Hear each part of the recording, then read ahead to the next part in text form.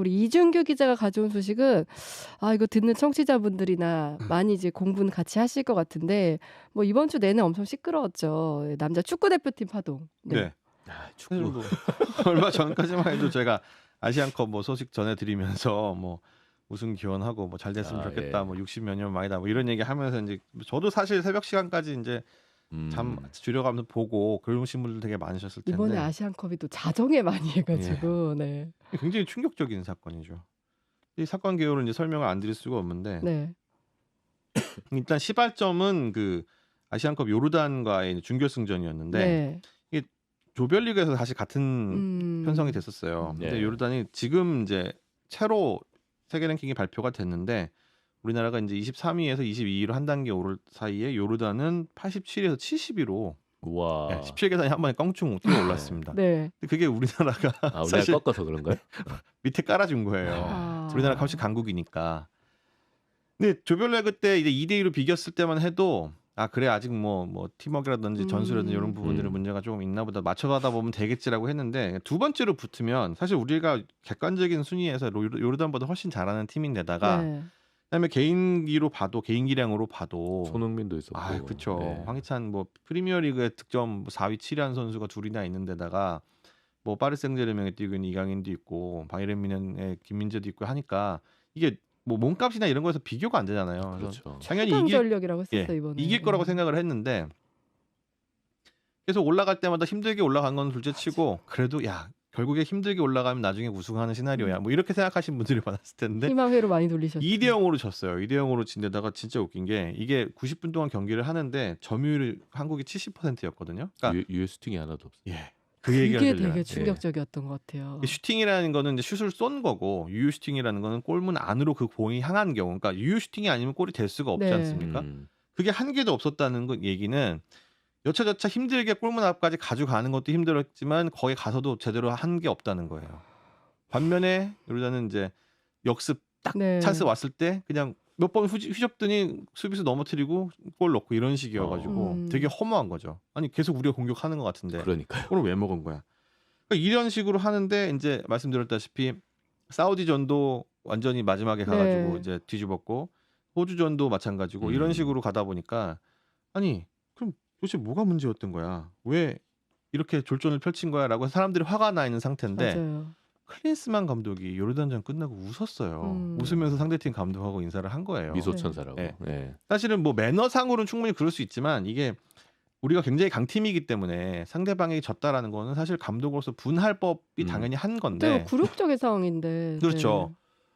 사실 아시아권에서 우리나라랑 비빌 수 있는 나라가 몇 개 안 되지 않습니까? 그렇죠. 세계적으로야 뭐 유럽도 많고 남미도 많고 그렇죠. 한데 네. 그런 걸 생각해 봤을 때 그게 과연 적절한 태도인가? 물론 그분이 이제 외국인이기 때문에 우리랑 생각하는 방식이 되게 다를 수도 있겠지만 우리나라 선수는 굉장히 분했을 텐데 그러면서 이제 뭔가 비난 여론이 나오면서 뭐 감독 뭐 한 거냐, 축구협회 뭐 한 거냐, 정몽규 회장 뭐 한 거냐, 아니 선수들은 도대체 왜 패스를 서로 안 하고 그렇게 싸운 거냐라고 비난 여론이 막 불거지고 있는데 그 상황에서 딱 이게 터진 겁니다. 아니 그러니까 요르단전을 보면서 다들 너무 답답하다. 왜 이렇게 못하지? 그러니까 그 좀 답답함이 있었던 거예요. 네. 그래서 이제 감독 경질 얘기도 나오고 했었는데 근데 지금 딱 나와 보니까 그 경기 전날 폭력 상황이 있었다는 거잖아요. 그렇죠. 그러다 보니까 그래서 이랬던 거야? 이렇게 되는 아니, 거죠. 그렇죠. 손가락이 이게 이 사건이 이제 우리 대표팀에서 발생한 사건인데 이게 단독 보도가 재밌게도 영국 더 선에서 맞아요. 나왔어요. 네. 예.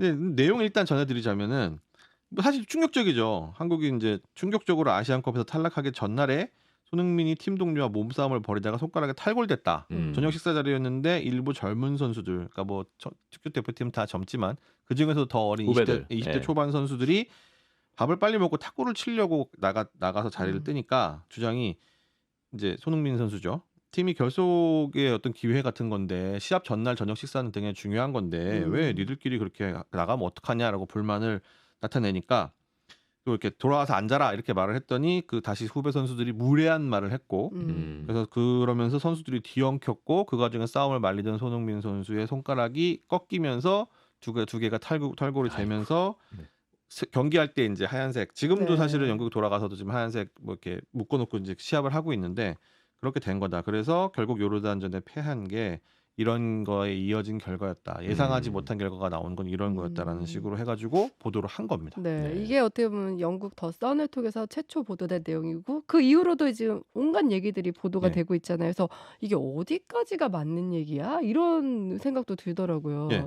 그러니까 이게 보도 나오는 내용들을 여러 가지를 다 종합을 해보면 일단 탁구를 치러 누군 나갔고 후배 음. 선수가 나갔고 그다음에 폭력이 이루어진 건 맞고 네. 근데 이제 어떻게 이루어졌냐 뭐 이런 부분들 의견들이 좀 있어요. 네. 그러니까 대체적으로 이제 이강인을 주축으로 한 젊은 선수들이 있는데, 그러니까 뭐 서령우, 오연규, 정우영, 뭐 송범근 이런 선수들이 있어요. 이런 네. 멤버들이 주로 같이 이제 어울린다고 하기 때문에 탁구를 같이 치러 갔다. 네. 그다음에 이에 대해서 손흥민이 주장이기 때문에 돌아오라고 얘기를 했는데 그렇지 않았다. 근데 이제 이강인이 뭐 어떤 설은 약간 귀엽게 뭐 이렇게 얘기했다라는 얘기가 있고 아니면 그냥 처음부터 바로 대들었다라는 뭐 여러 가지 얘기가 귀엽게 있는데 얘기를 어떻게 예. 하지? 아 저는 뭐 괜찮잖아요. 뭐 네. 이렇게 뭐 얘기했다는 아. 얘기도 있고 보도도 있어요. 그래서 그런 어떤 식으로든지 간에 어떤 이강인이 손흥민에게 이제 좀 그 의사에 반하는 행동과 좀 말을 했고 대들었다는 거죠. 예. 그랬더니 손 선수도 이제 그거를 보고서 리액션을 했겠지만 다른 선배 선수들이 그거를 먼저 반응을 했다는 거죠. 야, 너 어떻게 선배한테 그렇게 말할 수가 있냐? 주장인데 이러면서 얽히고 설키다가 재밌는 건 손흥민 선수가 직접 폭행에 가담해 다친 게 아니라 말리다가. 본인이 그 주인공인데 말리다가 손을 다쳤다. 이것도 음. 약간 되게 이상한 그런 부분인 거예요. 그래서 그런 식으로 이제 막 일이 벌어진 것까지는 이제 어느 정도 공감대가 형성이 돼 있는 네. 것 같고 그래서 이 과정에서 탈골 이후에 다른 고참 선수들 주축 선수들이 뭐 강인이 빼고 가시죠. 저희 안 되겠습니다라고 클린스만 감독한테 얘기를 했는데 그렇게 수용이 안 돼. 받아들여지지 예. 않았다. 그래서 네. 출전을 했고 그다음에 네. 어수선한 분위기 상태로 이제 시합을 치러지다 보니 시합이 이제 그렇게 된 거다. 근데 음. 뭐 그런 것들 부분들이 있는데 이제 어쨌든 간에 이강인 선수가 사과문을 올렸잖아요. 네. 그 얘기는 뭔가 이제 불미스러운 행동을 본인이 했다라는 걸 인정을 하는 건데 뭐 축구 팬들께 큰 실망 드렸다. 죄송하다. 형들 말들 잘 쌀았어야 되는데 앞으로 더 형들 말 잘 듣고 잘 하겠다. 이런 식으로 얘기를 했는데 이게 하필이면 인스타그램 스토리에 올리는 바람에 네. 이게 24시간이 지나면 자동으로 삭제가 되는 삭제돼요? 예. 아. 그러니까 공식 사과를 한 건 맞아. 맞는데 그 시간이 지나가면은 없어져. 누군가 캡처해놓은 그 본을 보지 않는 이상 사과가 사라지게 되는 거예요. 그러니까 아니 이게 사과한 게 맞아? 뭔가 그냥 분위기 이상하니까 그냥 적당히 이렇게 뭐 하고 치고 빠지기? 네. 그런 거야? 아니야? 뭐 이런 식으로 이제 얘기를 하는 거죠. 그러니까 이번 일이 나고 나서 이제 이 대표팀 선수들 간의 싸움으로 이렇게 비화가 되고 이게 이 부분에 좀 집중을 하다 보니까 이제 또 다른 얘기는 이 보도가 왜 영국에서 나왔지? 그쵸. 이거에 대한 의문을 제기하는 사람들도 많아요. 맞습니다. 네. 이게 영국이 이제 신문 종류가 세 가지가 있어요. 그러니까 우리나라의 정론지라고 하는 뭐 이런 개념을 해가지고 브로드시트라는 게 크게 신문을 내 가지고 뭐 정치, 경제, 사회, 문화 복합적으로 다 하는 종합지 이런 데들이 있고 그 다음에 이제 이 더 선이 포함되어 있는 게 타블로이드지라고 해서 네. 대중지라고 네. 하는데 이게 뭐 굳이 우리나라 표현으로 치자면 황색 언론. 그래서 톱 뉴스가 대부분 가십이나 굉장히 자극적인 소재 뭐 누가 뭘 어떻게 했대더라 뭐 사람들이 옛날에 이제 우리 스포츠 신문 생각하면 돼요. 예. 네. 그다음에 세 번째 종류는 이제 그거 중간 형태인 건데 네. 근데 이게 왜 하필이면 정론지가 아니고 심층 취재가 된 그래서 분위기를 잘 아는 그런 게 아니고 여기를 통해서 나왔느냐. 그리고 더선은 아시안컵에 취재진을 보낸 적이 없어요. 당연히 없죠. 왜냐하면 이런 가십거리 주로 네. 다루고 있는 이런 매체인데 무슨 어떻게 인력으로 그걸 파견을 합니까? 더선이 특종 많이 합니다. 그래요? 특종은 많이 하죠. 네, 특종 어, 많이 해요. 어디서 스포츠나 얘기 듣고 연예 하는 쪽으로 거예요? 진짜 특종 많이 해요. 근데 그게 대부분 다 제보에 의한 거거든요. 네, 내부 네, 네. 고발 같은 그런 느낌으로. 그러니까 요번에도 거기다 얘기를 했다는 것 자체는 100% 제보자 말을 듣고 쓴 거다. 네. 누가 제보를 그리고, 했겠지. 네, 그리고 국내에서 뭔가 이렇게 밝히기, 국내 보도진한테 밝히게 되면 뭔가 훨씬 더 이렇게 속내를 많이 드러내야 되고 이런 부분이 필요하다 보니까 그걸 약간 감춘 채로 약간 그 중간적인 외국에 있는 이런 네. 매체를 통해서 제보를 한 거다. 뭐 이렇게 이제 얘기가 나오고 있습니다. 네. 그러면 왜 왜 하필 여기다 제보를 했는지 왜 그런 걸까요? 그렇죠. 여러 가지 설이 있는데 네. 근데 여기 영국 매체잖아요. 네. 근데 우리나라 대표팀에 영국에서 뛰고 있는 선수들이 있어요. 심지어 그 선수들이 굉장히 잘하고 있고 주장하고 주전을 뛰고 있습니다. 이제 손흥민, 황희찬 이런 선수들인데 네. 이제 어떤 후배 선수의 어떤 이런 부분에 대해서 화가 나가지고 언론 플레이를 자기가 이제 평상시에 이제 뭐 알고 있었던 뭐 기자라든 이런 사람을 통해서 이제 그쪽으로 흘렸을 것이다라는 추측이 하나 나오고 있고 네. 또 하나는 이제 자신 경질설 나오고 아니 나는 잘못한 게 없는데 내가 특별히 뭘 그렇게 잘못했어라고 생각하고 있는 클린스만 감독 쪽에서 네. 흘렸을 거라는 얘기도 있고 네네. 그다음에 이제 요번에 클린스만 감독 선임했던 작년에 선임했던 대한축구협회나 정몽규 회장이 그쪽에다가 국내 말고 그쪽에다가 이제 일부러 흘려가지고 이제 이런 식으로 약간 물타기 느낌으로 아, 가려고 한 게 감독 있다. 잘못보다는 선수들 잘못이다. 뭐 이런 식으로. 근데 이게 다 이 사람들이 저기가 있어요. 수혜가 있는 거죠. 네. 그러니까 손흥민 선수 같은 주장이면서 이제 뭐 팀의 결속력 사실 이런 부분도 굉장히 좀 챙겨야 되는 그런 부분이 있잖아요. 그러니까 요번에 이제 그 사건이 발생한 이후로 야, 손흥민 막내 때는 뭐 물도 열심히 떠다주고 열심히 했다라고 하는데 그건 좋지만 이게 또 주장으로서의 역할을 제대로 했다와는 또 이게 별개인 거라 네네. 사실은 그런 불화가 일어나지 않게 팀 분위기 다 잡고 하는 게 주장의 역할이냐 그게 안 됐다라는 얘기가 있고 황희찬 선수 같은 경우는 이제 손흥민 선수가 이제 나이가 30대가 넘어가고 이러다 보니까 팀의 주축 선수들이 이제 변화돼야 되는 움직임들이 있는데 사실 후배들 스타 선수들이 나오면은 좀 견제할 필요가 또 있지 않습니까? 네. 뭐 그런에서 이제 그런 움직임의 어떤 원인이 제공이 됐다. 그다음에 뭐 감독 같은 경우에 당연히 축구협회도 마찬가지고 아까 말씀드린 대로 시선을 돌릴 수 있으면 좋지 않겠냐. 비용으로. 예. 네. 근데 이런 내용들이 단순하게 추측으로만 나오는 게 아니라 뭐 일본이라든지 우리나라 축구에 굉장히 관심 많은 외신들에서 직접 이걸 또 보도를 하고 있어요. 취재를 해가지고. 그러니까 이런 부분들 때문에 좀 우려가 커지는 거죠. 아 이거 뭐 어디까지야 이런 생각이 들 그러니까요. 수밖에 없는 겁니다. 근데 왜 이렇게 지금까지 어떻게 보면 여러 경기도 했고 했는데 왜 이번에 이렇게 일이 터진 건지. 사실 이게 발단은 어디냐면 네. 클린스만 감독이 축구 대표팀을 운영하는데 좀 이상하다 이런 얘기들 비난 지적들 이게 나오면서 이게 사실 시작이 됐었거든요. 네. 사실 우리나라 올 때만 해도 그 후보군에서 이제 그 탑 그러니까 우선순위에 있지 않았던 그런 감독인데 갑자기 이제 속도감을 붙여지게 되면서 빠르게 영입이 됐고 네네. 그 과정에서 다른 사람들의 다양한 의견들이 좀 무시됐다라는 그런 부분이 있었고 그다음에 클린스만 감독은 뭐 능력도 능력이지만 약간 행실적인 차원에서도 이제 문제가 제기됐었던 게 네. 그러니까 독일하고 미국 이중 국적자예요. 네. 그러니까 가족들이 미국에 있고 이렇거든요.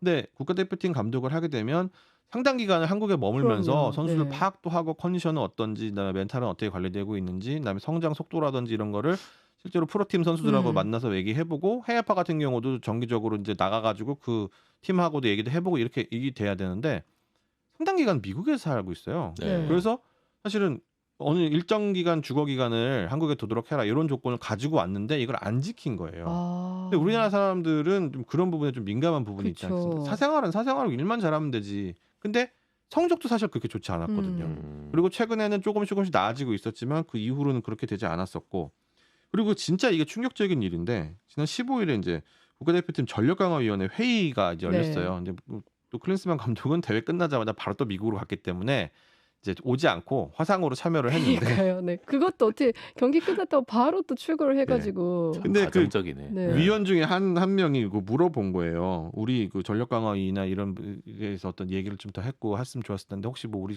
잘 몰랐냐 그랬더니 이 역할한 기구가 있는지 몰랐다. 네.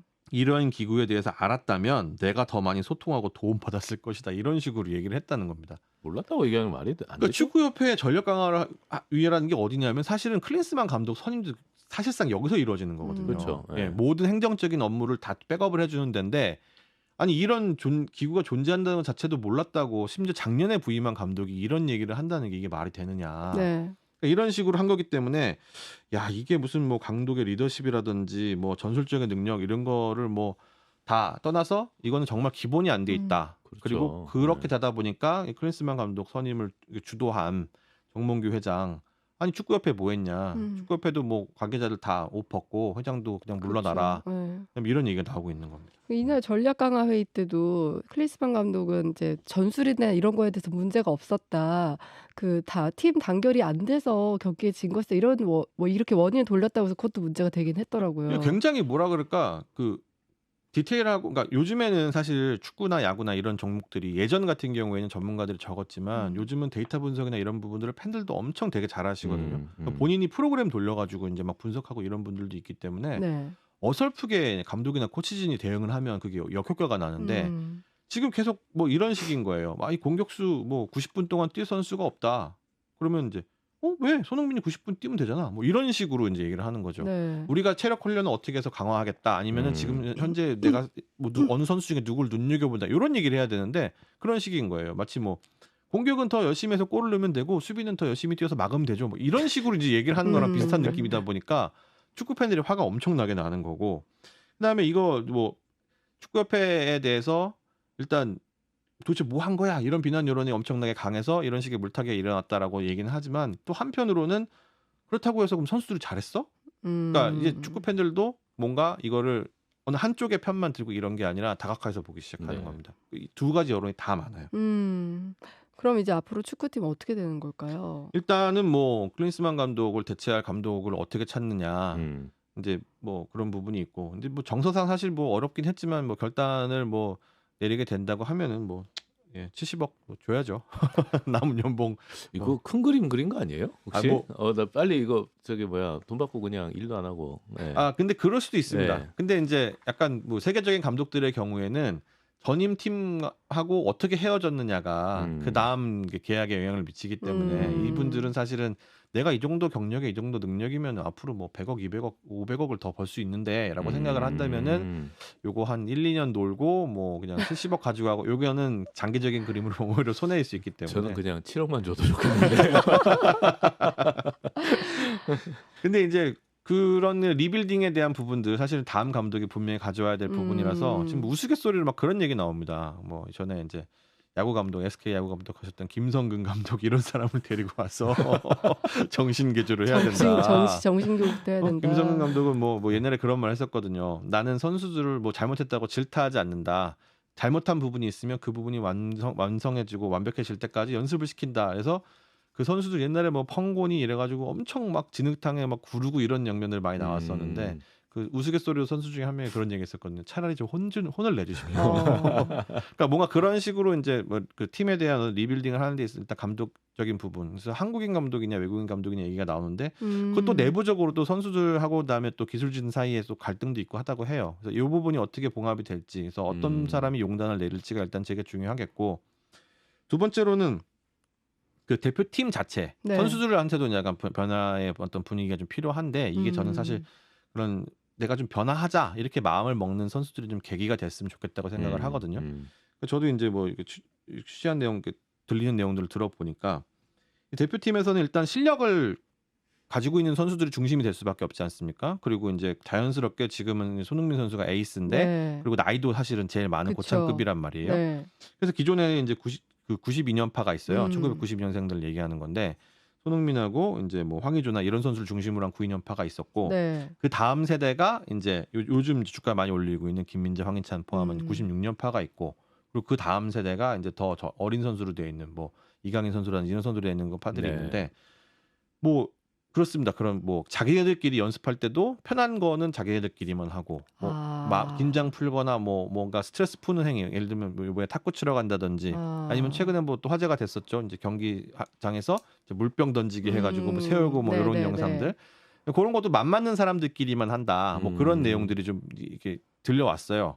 그래서 뭐 물론 이게 굉장히 그 실력이 있고 능력이 있는 그런 선수들이기 때문에, 그리고 자기 하나하나 움직임에 따라서 몸값이 뭐 엄청나게 바뀌지 않습니까?